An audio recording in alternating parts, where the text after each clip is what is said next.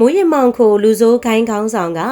လူတိုင်းအတူယူစရာဖြစ်အောင်ခုလိုမျိုးလုပ်ခဲ့တယ်။သူကငငယ်ကလေးကသူ့အမေရဲ့အလိုလိုက်တာကိုခံရတဲ့သူပါ။သူက Nike ဖနက်ကိုလိုချင်တဲ့ဆိုတာနဲ့ချက်ချင်းဝယ်ပေးတယ်လို့ Jordan ဖနက်ပြောင်းစည်းချင်တယ်ဆိုရင်လည်းချက်ချင်းဖြည့်ဆည်းပေးခဲ့တဲ့သူ့အမေက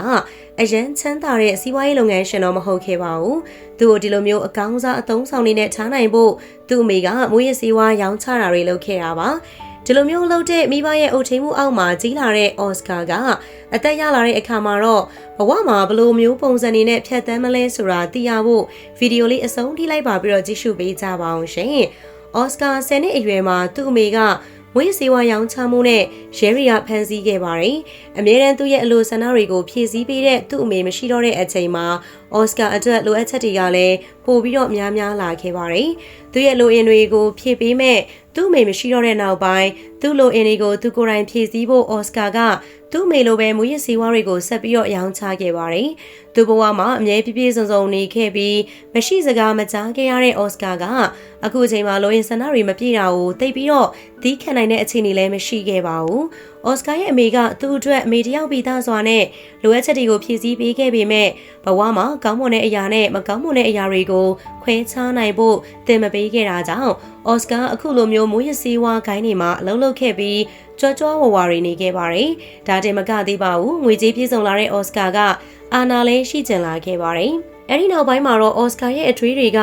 မာယွန်းတဲ့အယူဆတွေကိုလက်ခံမိခဲ့ပြီးတော့လူဆိုးကိုင်းတွေမှာပါဝင်ခဲ့ပါတယ်။လူတွေကိုအနိုင်ကျင့်ရင်းနဲ့သူ့ကိုကြောက်လာအောင်မှလုပ်ခဲ့ပါတော့တယ်။ဒီလိုမျိုးမကောင်းတဲ့အလုပ်ရက်တွေကိုလုပ်ပြီးတော့တကူထွားလာတဲ့အော်စကာအတွက်သိမကြခင်မှာဘဝကလုံးဝပြောင်းလဲမှုတစ်ခုကိုကြုံခဲ့ရပါတယ်။နောက်ဆုံးမှာတော့အော်စကာကိုမွေးရစေဝါရောင်းချမှုအကြမ်းဖက်ဓမြမှုတွေနဲ့ရဲတပ်ဖွဲ့ကဖမ်းဆီးခဲ့ပြီးတော့ထောင်3နှစ်ချခံခဲ့ရပါတော့တယ်။ဒီလိုမျိုးအဖြစ်ပေးခံရတဲ့အော်စကာက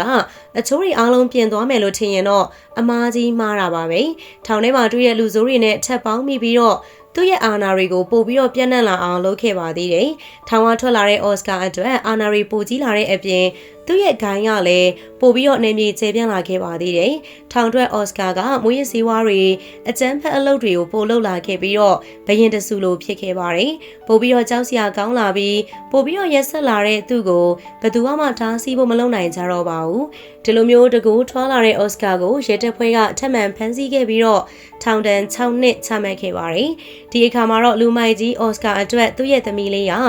ဖဖေးပြန်လာမလားဆိုတဲ့စကားတစ်ခုကိုကြားခဲ့ပြီးတော့ဒီစကားကဘာမှမဟုတ်ဘူးလို့ထင်စရာရှိပေမဲ့သူငငယ်တုန်းကသူ့အမေကိုလည်းသူကိုယ်တိုင်မေးခဲ့ဖို့တဲ့စကားဖြစ်နေတာပါဒီစကားကိုအော်စကာမေးခဲ့ပေမဲ့သူ့အမေကတော့ပြန်မလာခဲ့တော့ပါဘူးဒီစကားကြောင့်ပဲအော်စကာကသူ့သမီးအတွက်ပြောင်းလဲပြစ်ခဲ့ပြီးတော့ထောင်ထဲကနေကောင်းကောင်းမွန်မွန်နဲ့ပြန်ထွက်နိုင်ဖို့ကြိုးစားခဲ့ပါတော့တယ်ထောင်ထဲမှာအော်စကာက Prison Fellowship Academy ရဲ့ဘာသာရေးအခြေခံသင်တန်းတွေကိုတက်ရောက်ခဲ့ပါတယ်။ထောင်ကလွတ်လာပြီးတဲ့နောက်မှာတော့အော်စကာက Angle 3ဆိုတဲ့စီမံကိန်းမှာစေတနာဝန်ထမ်းအဖြစ်ပါဝင်ခဲ့ပါတယ်။ဒီစီမံကိန်းကထောင်ချခံရတဲ့သူတွေရဲ့ကလေးတွေကိုခရစ်စမတ်လက်ဆောင်တွေပေးပြီးတော့နှစ်သိမ့်ပေးတဲ့အဖွဲ့တစ်ခုပါ။ဒါတင်မကသေးပါဘူး။ရာဇဝတ်သားတွေရဲ့သားသမီးတွေကိုဘဝနေထိုင်မှုတွေမမားယွန်းရအောင်အော်စကာကသင်ကြားလမ်းပြပေးခဲ့ပြီးတော့အားလုံးကအော်စကာကိုအတူယူခဲ့ကြရတဲ့အထိဖြစ်ခဲ့ပါတယ်။ဒါကြောင့်ပရိသတ်ကြီးတို့လည်းအော်စကာလိုမျိုးကိုယ့်ရဲ့လိုအင်တစ်ခုနဲ့ကြွားဝါလိုမှုတွေအတွက်လမ်းမတွေကိုမလိုက်ကြပဲ